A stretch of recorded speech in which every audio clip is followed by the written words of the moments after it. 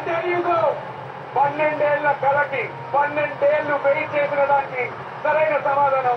Unbeaten గా ఉన్నటువంటి team India champions trophy 2025 ఫైనల్లో తిరిగి అన్బీటెన్ గా ఉన్నారు.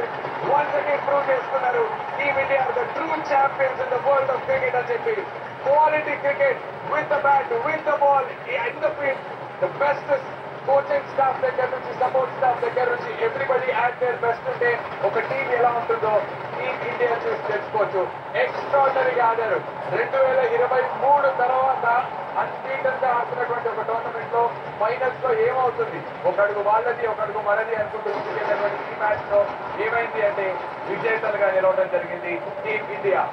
ఎక్స్పీరియన్స్ ఉన్నటువంటి ప్లేయర్స్